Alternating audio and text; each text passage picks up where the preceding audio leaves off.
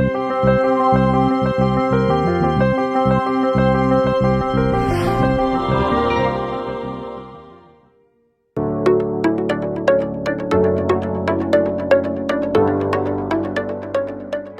साथियों, मैं रामदेश यादव, मुख्य प्रबंधक Baroda academy, bank of Baroda से आज आपके सामने जो टॉपिक लेके प्रस्तुत हुआ हूँ उसका नाम है prime minister employment generation programme. Prime minister employment generation programme क्या है, इसके क्या उद्देश्य हैं, कौन लोग इस स्कीम के अंतर्गत लोन पाने के लिए पात्र हैं, इस स्कीम के अंदर बैंक कितना % लोन देता है, कितना % कस्टमर ने मार्जिन अपना लगाना होता है, कितने % सब्सिडी आती है, एंड इस प्रोजेक्ट को कौन कौन लोग इंडिया के अंदर इम्प्लीमेंट कर रहे हैं, एडमिनिस्ट्रेशन कर रहे हैं, उसके बारे में मैं आपको बताऊंगा। तो साथियों, जैसा आपको पता होगा कि 1/4/2008 से पहले हमारे देश के अंदर 2 प्रोग्राम चल रहे थे, प्रधानमंत्री रोजगार योजना and rural employment generation programme, जिसके अंतर्गत जो हमारी ट्रेडिशनल इंडस्ट्री थी उनको बढ़ावा देने के लिए ये प्रोग्राम चल रहे थे। 1/4/2008 को हमारी गवर्नमेंट ने दोनों प्रोग्राम को मर्ज किया और 4/4/2008 से एक नई स्कीम की शुरुआत की, जिसका नाम है प्रधानमंत्री रोजगार सृजन कार्यक्रम, prime minister employment generation programme.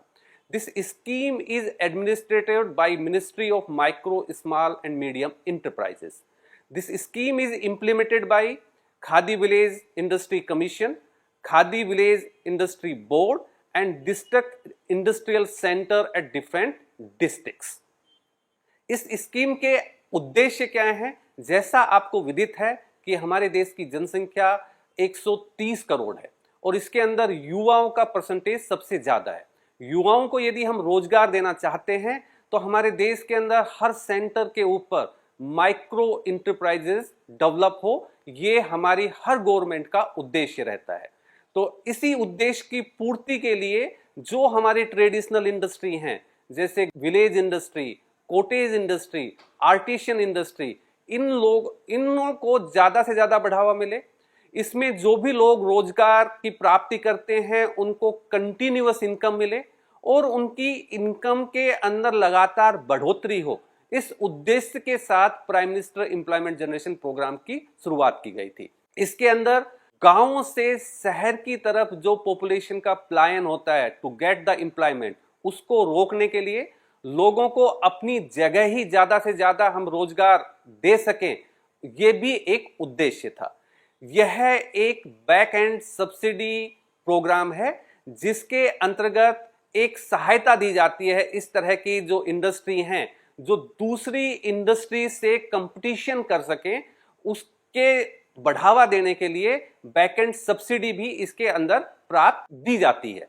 यह जो प्रोग्राम है वो ही लोग इसके अंतर्गत लोन प्राप्त कर सकते हैं जो अपनी नई इंडस्ट्री लगा रहे हैं। यदि कोई कस्टमर बोरोवर ये चाहता है कि कोई पुराने उसकी इंडस्ट्री है जिसके अंदर वो इन्वॉल्व है और इस स्कीम के अंतर्गत वो लोन और सब्सिडी प्राप्त करना चाहता है पर वह एलिजिबल नहीं है, इस स्कीम के अंतर्गत एक फैमिली से एक ही पर्सन लोन की प्राप्ति कर सकता है और अपनी इंडस्ट्री लगा सकता है। फैमिली मीन्स परिवार में हस्बैंड एंड उसका स्पाउस, वो दोनों में से कोई एक ही पात्र है इस स्कीम के अंतर्गत यदि कोई ऋण लेना चाहता है। इस स्कीम के अंतर्गत कौन लोग एलिजिबल हैं, कौन बोरोवर एलिजिबल हैं? तो इस स्कीम के अंतर्गत यदि कोई इंडिविजुअल बोरोवर लोन लेना चाहता है तो कम से कम उसकी उम्र 18 साल की होनी चाहिए। इस स्कीम के अंतर्गत institution, cooperative society, self help group, स्वयं सहायता समूह जिसमें जो उसके सदस्य हैं वो पॉवर्टी लाइन से नीचे हों, वो लोग भी पात्र हैं यदि इस स्कीम के अंतर्गत वो लोन लेना चाहते हैं। इस स्कीम के अंतर्गत क्वालिफिकेशन, एजुकेशन क्वालिफिकेशन की कोई बाध्यता नहीं है, बट कोई बोरोवर यदि मैन्युफैक्चरिंग सेक्टर के अंदर 10 लाख से ऊपर का प्रोजेक्ट लगाना चाहता है, सर्विस इंडस्ट्री के अंदर 5 लाख से ऊपर का प्रोजेक्ट लगाना चाहता है, तो उनकी जो एजुकेशन क्वालिफिकेशन है वो कम से कम 8वीं पास जरूर होना चाहिए। देन कोई भी इनकम क्राइटेरिया की भी बाध्यता नहीं है। जैसा आपको विदित होगा कि हम बैंकों से डिफरेंट प्रकार के लोन प्राप्त करना चाहते हैं तो उसके अंदर कुछ मिनिमम इनकम क्राइटेरिया होता है, बट इस स्कीम के अंतर्गत यदि हम कोई अपनी इंडस्ट्री लगाना चाहते हैं, अपना कोई प्रोजेक्ट लगाना चाहते हैं, तो उसके अंदर कोई भी इनकम क्राइटेरिया नहीं है। इस स्कीम के अंतर्गत यदि किसी ने कोई प्रोजेक्ट लगाया है, कोई भी सेंट्रल स्टेट गवर्नमेंट के एजेंसी से कोई सब्सिडी प्राप्त की है, तो वो लोग भी पात्र नहीं है। कस्टमर यदि प्रोजेक्ट लगाना चाहता है तो वो नया ही प्रोजेक्ट होना चाहिए।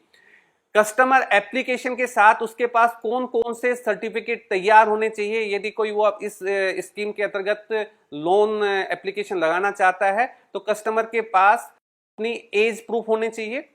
जैसे आपको मैंने पहले बताया, जो इंडिविजुअल बोरोवर हैं उनकी उम्र कम से कम 18 साल होनी चाहिए। तो हमारे पास कोई ना कोई ऐसा सर्टिफिकेट जरूर हो जो यह साबित करे कि मेरी उम्र 18 साल से ऊपर है।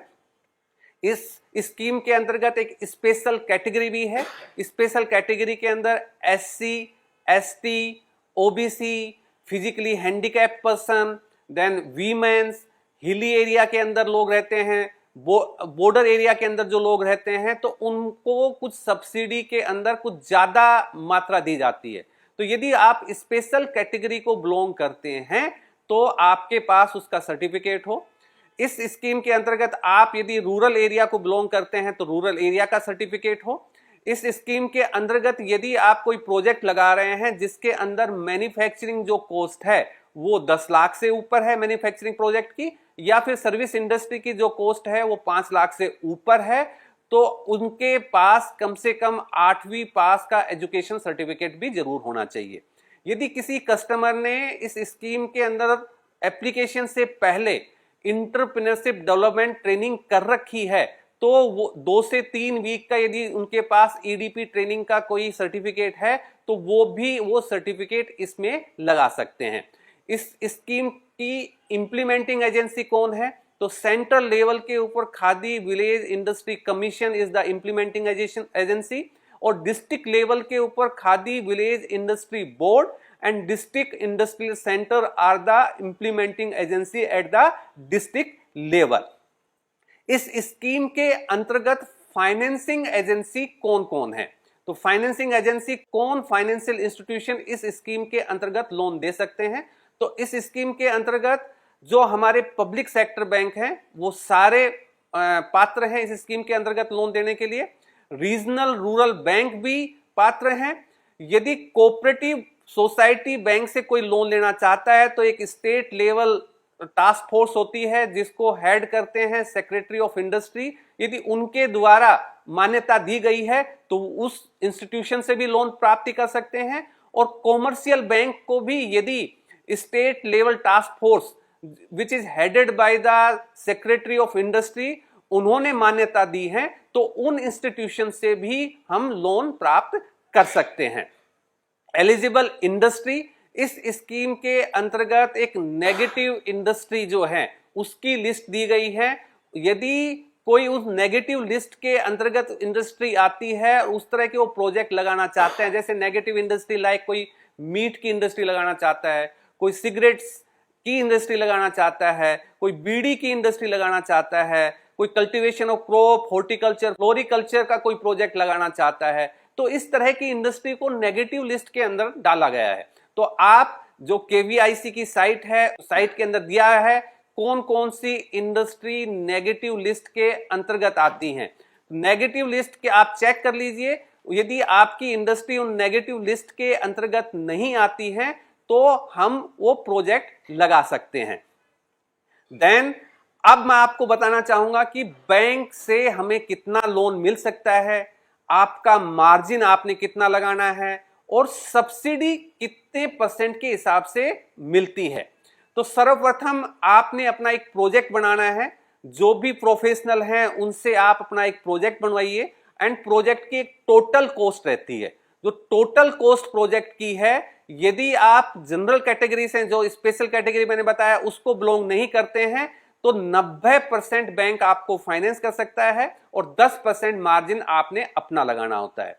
यदि कोई भी कस्टमर स्पेशल कैटेगरी को बिलोंग करता है, एससी है, एसटी है, ओबीसी है, फिजिकली हैंडीकैप्ड पर्सन है, person living in border area है, हिली एरिया है, यदि एक्स सर्विसमैन है, इस तरह के लोग कोई अपना प्रोजेक्ट लगाना चाहते हैं तो जो भी उनकी प्रोजेक्ट कॉस्ट है उसका 5% मार्जिन मतलब खुद का पैसा जो लगाना है वो कस्टमर लगाएगा और 95% जो है वो बैंक उनको फाइनेंस दे सकता है।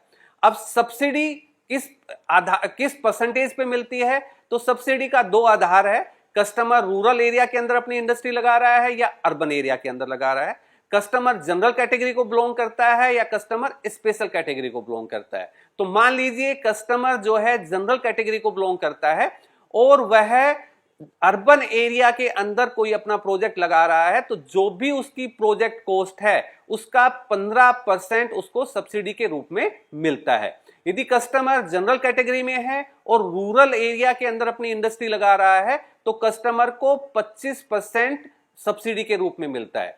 मान लीजिए कस्टमर स्पेशल कैटेगरी को बिलोंग करता है और अर्बन एरिया के अंदर अपनी इंडस्ट्री लगा रहा है तो कस्टमर को जो भी उसकी प्रोजेक्ट कॉस्ट है उसका 25% सब्सिडी के रूप में मिलता है। यदि customer rural area special category को बिलोंग करता है और रूरल एरिया के अंदर अपना प्रोजेक्ट लगा रहा है तो उसको जो भी उसकी प्रोजेक्ट कॉस्ट है उसका 35% उसको सब्सिडी के रूप में मिलता है। जो मैक्सिमम सीलिंग है इस prime minister employment generation programme के अंदर प्रोजेक्ट कॉस्ट की, यदि कोई मैन्युफैक्चरिंग का प्रोजेक्ट लगा रहा है तो मैक्सिमम जो उसकी प्रोजेक्ट कॉस्ट हो सकती है वह 25 लाख हो सकती है।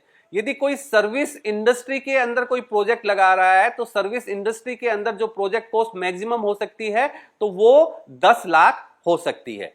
अब सब्सिडी, कस्टमर को जो भी सब्सिडी मिलती है बैंक को, तो बैंक ने वह सब्सिडी जो है उसको 3 साल तक एक फ्री डिपॉजिट के रूप में रखना होता है। जब भी हमने सब्सिडी अप्लाई किया और बैंक के पास एक समुत वो सब्सिडी आती है तो बैंक ने वह सब्सिडी जो है एक इंटरेस्ट फ्री एफडी के रूप में रखना होता है। मान लीजिए आपका 10 लाख का कोई आपने प्रोजेक्ट लगाया, उसके अंदर 2.5 लाख का आपकी सब्सिडी आई, तो बैंक के पास जब भी वो 2.5 लाख की सब्सिडी आएगी बैंक उसको एक इंटरेस्ट फ्री एफडी के रूप में रखेगा। इंटरेस्ट फ्री एफडी का मतलब क्या है? ना तो बैंक 2.5 लाख के ऊपर उस एफडी के ऊपर कोई ब्याज देगा और ना ही बैंक 2.5 लाख के ऊपर जो लोन आपने लिया है 2.5 लाख के लोन के ऊपर ब्याज नहीं लगाएगा। मान लीजिए आपने 10 लाख का कोई प्रोजेक्ट इसके अंदर फाइनेंस करवाया है, 10 लाख के प्रोजेक्ट के ऊपर आपने 9 लाख का लोन लिया बैंक से, 9 लाख के ऊपर जो 10 लाख का प्रोजेक्ट था उसके ऊपर 2.5 लाख का आपका सब्सिडी आ गया। तो जिस दिन भी सब्सिडी आएगा 9 लाख का आपने लोन लिया तो उसमें 2.5 लाख घटा लीजिए, वो बचा आपका 6.5 लाख, तो 6.5 लाख के ऊपर ही ब्याज लगेगा। तो 2.5 लाख की जो अमाउंट यहां पे आई जो सब्सिडी के रूप में, जो भी अमाउंट आपकी सब्सिडी के रूप में आ रही है उसके ऊपर ना तो बैंक ब्याज देगा और उतने ही अमाउंट के ऊपर जो है बैंक आपसे लोन के ऊपर भी ब्याज नहीं लेगा। यदि कस्टमर का अकाउंट 3 साल के अंदर, शुरुआती 3 साल के अंदर एनपीए हो जाता है, एनपीए मतलब नॉन परफॉर्मिंग एसेट होता है। यदि कस्टमर अपने 3 महीने का ब्याज या 3 महीने की किस्त बैंक को नहीं दे पाता है तो बैंक उस लोन को क्लासिफाई कर देते हैं नॉन परफॉर्मिंग एसेट। यदि इस तरह की नौबत आती है तो as per the rule and regulation of प्रधानमंत्री एम्प्लॉयमेंट जनरेशन प्रोग्राम, बैंक ने वह सब्सिडी जो बैंक के पास आई है इंटरेस्ट के साथ उसको जो बोर्ड है उसको वापस करनी होती है। तो कस्टमर को ध्यान रखना है कि उन्होंने जो भी सब्सिडी आई है उसको इंटरेस्ट फ्री एफडी के रूप में रखा गया है और उन्हें जो अपनी लोन की किस्त है वो रेगुलर बेसिस के ऊपर उसकी अदायगी करनी है, अन्यथा ये सब्सिडी का जो अमाउंट ये आया है ये आपका वापस बोर्ड के पास चला जाएगा। अब कस्टमर को अप्लाई कैसे करना है? तो आजकल फिजिकल रूप के अंदर इस तरह की एप्लीकेशन को हम अप्लाई नहीं करते हैं। हर डिस्ट्रिक्ट के ऊपर इंप्लीमेंटिंग एजेंसी होती है, खादी विलेज इंडस्ट्री बोर्ड या फिर डिस्ट्रिक्ट इंडस्ट्रियल सेंटर, वो जिस प्रकार का भी उनके पास टारगेट आता है, उस टारगेट के अनुसार विभिन्न समाचार पत्रों द्वारा या रेडियो द्वारा या विभिन्न एडवर्टीजमेंट के द्वारा लोगों को बताते हैं कि हम ऑनलाइन एप्लीकेशन उनको एक्सेप्ट कर रहे हैं। तो जो भी इच्छुक लोग हैं वो ऑनलाइन एप्लीकेशन दे सकते हैं। ऑनलाइन एप्लीकेशन कैसे करनी है? केवीआईसी की हम साइट के ऊपर जाएंगे, वहां पे ऑनलाइन पोर्टल है। ऑनलाइन पोर्टल पे हम क्लिक करेंगे तो फर्स्ट टाइम हमें अपना यूजर आईडी एंड पासवर्ड बनाना होता है। वो मिनिमम डिटेल मांगेगा आपका जो यूजर आईडी एंड पासवर्ड के लिए आपका आधार होना चाहिए। यदि आधार आपके पास नहीं है तो आप अपने पैन नंबर या जो बैंक अकाउंट है उससे भी अपना user ID and password create कर सकते हैं। जब आप एक बार अपना user ID and password create कर लेंगे, उसके बाद 1 पेज एप्लीकेशन फॉर्म है, उसको हम 1 बाय 1 भरेंगे। उनको एप्लीकेशन फॉर्म को कैसे भरना है वो भी हर एक पेज के ऊपर सहायता दी गई है। साइट के ऊपर FAQ भी दिए गए हैं और इवन एक वीडियो भी डाला गया है, उसकी भी हम मदद ले सकते हैं। उस एप्लीकेशन को भरने के बाद एक प्रोजेक्ट की डिटेल के लिए भी एक पोर्टल प्रोवाइड किया गया है, तो उसको हम क्लिक करेंगे तो मोटा मोटी हमारी प्रोजेक्ट कॉस्ट क्या है उसका भी डिटेल हमें डालना होता है। जब हम अपना एप्लीकेशन फॉर्म भर लेंगे उसके बाद कुछ डॉक्यूमेंट जो हैं वो हमें इसके साथ अपने अटैच करने होते हैं। तो डॉक्यूमेंट कौन कौन से अटैच करनी है? यदि आप जो भी ऑनलाइन एप्लीकेशन कर रहे हैं तो आपके पास आपका कास्ट सर्टिफिकेट, आपकी जो आयु है उसका सर्टिफिकेट, आपका एजुकेशनल सर्टिफिकेट, आपका रूरल एरिया का सर्टिफिकेट, आपका प्रोजेक्ट रिपोर्ट, ये सारी आपने डॉक्यूमेंट स्कैन करने हैं और स्कैन करके अपलोड कर देना है। जैसे ही आप अपलोड करोगे उसके बाद आप इसको सबमिट कर दोगे। सबमिट करने के बाद आपके पास एक एप्लीकेशन आईडी आ जाएगी। जैसे ही आपके पास एप्लीकेशन आईडी आएगी और ये जो भी उस डिस्ट्रिक्ट के अंदर जो भी इंप्लीमेंटेशन एजेंसी है उसको ये आपकी एप्लीकेशन फॉरवर्ड हो जाएगी।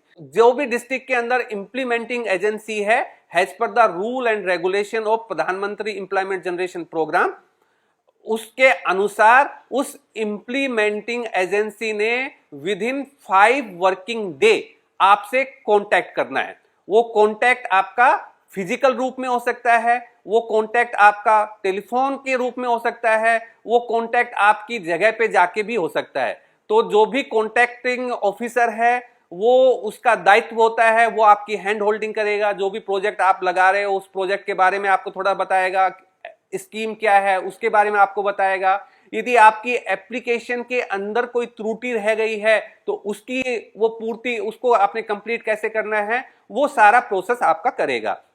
यदि आप इस स्कीम के अंतर्गत एलिजिबिलिटी नहीं रखते हैं तो जो भी इंप्लीमेंटिंग एजेंसी है वो आपकी एप्लीकेशन को रिजेक्ट भी कर सकता है। यदि एप्लीकेशन आपकी रिजेक्ट होती है और आपको लगता है इसका कारण सही नहीं है, आपकी कुछ ग्रीवेंसेस हैं, तो उस ग्रीवेंसेस के लिए भी एक ग्रीवेंसेस पोर्टल है केवीआईसी की साइट पे, वहां पे जाके आप अपनी ग्रीवेंसेस दर्ज कर सकते हैं। यदि आपकी एप्लीकेशन वो एक्सेप्ट हो जाती है, एक्सेप्ट होने के बाद जो भी इंप्लीमेंटिंग एजेंसी है वह एप्लीकेशन टेक्निकल टास्क फोर्स होती है हर डिस्ट्रिक्ट के अंदर। Technical task force is headed by the DM और deputy commissioner of that district. उसके अंदर मेंबर्स होते हैं Panchayati Raj institution, then Khadi village member from Khadi village industry commission, Khadi village industry board या फिर डीआईसी के इनके मेंबर होते हैं। लीड बैंक मैनेजर जो होता है वो भी इसका मेंबर होता है। और हर डिस्ट्रिक्ट के अंदर कोई ना कोई जो ट्रेनिंग इंस्टीट्यूट होता है वो ऑथराइज होता है to give the training, to impart the training of PMEGP eligible borrowers. वो सारे लोग इसके मेंबर्स होते हैं, उनके पास ये एप्लीकेशन आ जाती है। As per the rule and regulation of प्रधानमंत्री एम्प्लॉयमेंट जनरेशन प्रोग्राम, इस टास्क फोर्स ने कम से कम 1 महीने के अंदर एक बैठक जरूर करनी होती है और that can be first working Monday. जब भी टास्क फोर्स के पास ये एप्लीकेशन आएगी, टास्क फोर्स उनकी स्क्रूटनी करेगा, प्रोजेक्ट रिपोर्ट क्या है, कितना अमाउंट मांगा गया है, देन जो भी इंडस्ट्री है वो नेगेटिव लिस्ट के अंदर तो नहीं है, देन कस्टमर इसके लिए एलिजिबल है कि नहीं है, वो सारी पात्रता देख के टास्क फोर्स पाती है कि कस्टमर एलिजिबल है इस स्कीम के अंतर्गत, तो टास्क फोर्स उस प्रोजेक्ट को अप्रूव कर देगी। There is no personal interview in it. ये पर टास्क फोर्स यदि समझती है कि किसी इंडिविजुअल बोरोवर का पर्सनल इंटरव्यू लेना जरूरी है, तो वो इंडिविजुअल कस्टमर बोरोवर को भी कॉल कर सकते हैं। यदि टास्क फोर्स जब भी कोई प्रोजेक्ट अप्रूव कर देती है, तो within 3 working day it will forwarded to the implementing agency. Implementing agency के पास वो चला जाएगा। इंप्लीमेंटिंग एजेंसी जो है विद इन 48 आवर्स के अंदर जो भी बैंक है, फाइनेंसिंग बैंक है, उसको एप्लीकेशन फॉरवर्ड कर देगी। एप्लीकेशन फॉरवर्ड करने के बाद अब जब बैंक के पास एप्लीकेशन आ गई है, तो as per the rule and regulation of prime minister employment generation programme, bank बाध्य नहीं है यदि उनके पास कोई एप्लीकेशन आई है उसके अंतर्गत लोन देने के लिए। हर बैंक की अपनी एक क्रेडिट पॉलिसी होती है, उसी के अनुसार जो एलिजिबल कस्टमर है वह बैंक उनको लोन देता है। यदि उस एलिजिबिलिटी के हिसाब से कस्टमर, उस बैंक की क्रेडिट पॉलिसी के हिसाब से यदि कस्टमर एलिजिबल नहीं है, तो दे कैन रिजेक्ट आल्सो। और यदि वो उनको एलिजिबिलिटी बनती है, तो बैंक जो है विद इन 30 डेज के अंदर कस्टमर का जो भी उन्होंने वो लोन रिजेक्ट करना है या एक्सेप्ट करना है, उसका जवाब दे देंगे। यदि लोन बैंक कर देता है, तो विद इन 30 डेज के अंदर उन्होंने अपना डिसीजन लेना होता है। और जब भी बैंक ये लोन सैंक्शन करता है, तो विद इन 2 वर्किंग डेज के अंदर उन्होंने इन्फॉर्म करना है जो भी इंप्लीमेंटिंग एजेंसी है। अब कस्टमर ने जब भी उनकी एप्लीकेशन टेक्निकल टास्क फोर्स ने अप्रूव की है, उसके बाद जल्द से जल्द ईडीपी ट्रेनिंग कंप्लीट करनी होती है। हर डिस्ट्रिक्ट के अंदर कोई ना कोई इंप्लीमेंटिंग ट्रेनिंग इंस्टीट्यूट होता है, वहां पे जाके आप अपना 2 से 3 वीक का जो एसेंशियल ईडीपी ट्रेनिंग प्रोग्राम है, कस्टमर ने वो अपना ईडीपी ट्रेनिंग प्रोग्राम कंप्लीट कर लेना चाहिए। बैंक ने जो फर्स्ट इंस्टॉलमेंट रिलीज करनी है, वह जब भी रिलीज करनी है जब कस्टमर अपना ईडीपी ट्रेनिंग प्रोग्राम का सर्टिफिकेट बैंक के अंदर सबमिट कर देगा। जब कस्टमर ने अपना ईडीपी ट्रेनिंग प्रोग्राम का सर्टिफिकेट बैंक के अंदर सबमिट किया और बैंक उसको फर्स्ट डिस्बर्समेंट जो है लोन की वो रिलीज कर देगा as per his need. Bank ने क्या करना है टू गेट द सब्सिडी? जब भी बैंक फर्स्ट डिस्बर्समेंट रिलीज करता है, इंस्टॉलमेंट वो फुल अमाउंट भी हो सकती है लोन की, वो पार्ट अमाउंट भी हो सकती है। बैंक ने सब्सिडी अप्लाई करने से पहले वो डिस्बर्समेंट यदि डिस्पर्स की है और जो अमाउंट जो डिस्पर्स की है वो जो अमाउंट सब्सिडी क्लेम कर रहा है उससे ज्यादा है, तो बैंक जो है ऑनलाइन सब्सिडी क्लेम भी लॉन्च कर सकता है। हर स्टेट के अंदर एक नोडल बैंक होता है एंड वहां पे जाके उनका नोडल बैंक का जो पोर्टल है वहां पे हम क्लेम दाखिल कर सकते हैं। और even we can launch our claim on KVIC portal. KVIC portal पे जो हमने क्लेम लॉन्च किया है, केवीआईसी के जो भी डिपार्टमेंट है उसको चेक करेगा और उनको यदि उनको मिलता है कि हाँ customer is eligible to get the subsidy, within 2 working days के अंदर जो भी नोडल बैंक है उसकी साइट पे वो उसको पब्लिश कर देंगे। जैसे ही केवीआईसी ने उसको एक्सेप्टेंस दी है, तो बैंक की साइट के ऊपर वो आ गया, नोडल जो बैंक है उसकी साइट पे आ गया है, बैंक उसको विद इन 48 आवर्स के अंदर उसकी सब्सिडी रिलीज कर देगा जिस बैंक ने भी वो क्लेम लॉन्च किया है। जैसे ही बैंक के पास सब्सिडी आती है, जिस बैंक ने फाइनेंस किया है, बैंक ने उसका इंटरेस्ट फ्री एफडी बनाना है 3 साल के लिए। 3 साल से पहले जो भी सब्सिडी हमारे पास आई है उसको हम लोन के अंदर एडजस्ट नहीं कर सकते हैं। हमें ध्यान रखना है उस सब्सिडी अमाउंट पे बैंक को ना तो लोन पे इंटरेस्ट लगाना है, ना ही एफडी के ऊपर कोई इंटरेस्ट चार्ज करना है। देन यदि अकाउंट कस्टमर का इरेगुलर है, एनपीए हो जाता है इरेगुलरिटी की वजह से, कस्टमर अपना जो सीसी लिमिट है उसका इंटरेस्ट नहीं भर रहा है या अपनी ईएमआई रेगुलर नहीं भर रहा है और अकाउंट उनके कारण कस्टमर का अकाउंट एनपीए हो जाता है, तो जो भी जिस बैंक के पास ये सब्सिडी आई है, फाइनेंसिंग बैंक, उसने वह सब्सिडी अमाउंट को इंटरेस्ट के साथ बोर्ड को वापस करना होता है।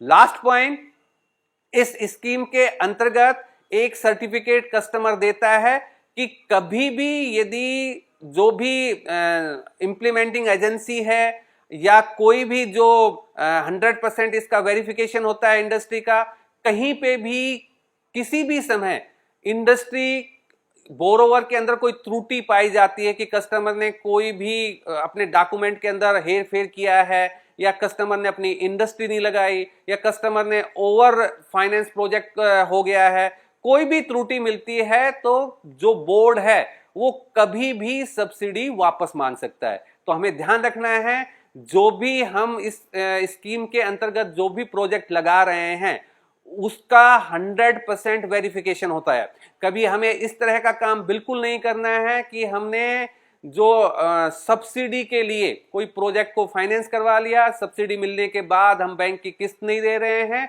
और इवन इंडस्ट्री भी नहीं लगाई है। तो सारे केसेस के अंदर बैंक अपना रिकवरी प्रोसेस जो अपनाएगा वो तो है ही, इसके अंदर जो सब्सिडी अमाउंट है वह भी वापस चली जाएगी। तो ये बहुत ही एक अच्छी स्कीम है, prime minister employment generation programme. जो भी आर्टिशियन इंडस्ट्री से जो लोग जुड़े हुए हैं, जो विलेज इंडस्ट्री से जो लोग जुड़े हुए हैं, कोटेज इंडस्ट्री से जो लोग जुड़े हुए हैं और अपना नया प्रोजेक्ट इसके अंदर लगाना चाहते हैं, तो जरूर अपने जो डिस्ट्रिक्ट इंडस्ट्रियल सेंटर होते हैं हर डिस्ट्रिक्ट के अंदर, उनसे एक बार कांटेक्ट करिए, उनसे थोड़ा जानकारी लीजिए कि कब नई एप्लीकेशन का एडवर्टीजमेंट आ रहा है। जब भी उस डिस्ट्रिक्ट के अंदर टारगेट अनुसार जब भी डिस्ट्रिक्ट इस तरह की एप्लीकेशन के लिए आवेदन मांग रहा है, तो आप जरूर अपना ऑनलाइन एप्लीकेशन दाखिल करिए। ये आज इतना ही, ये मेरे तरफ से था। धन्यवाद आप सभी लोग।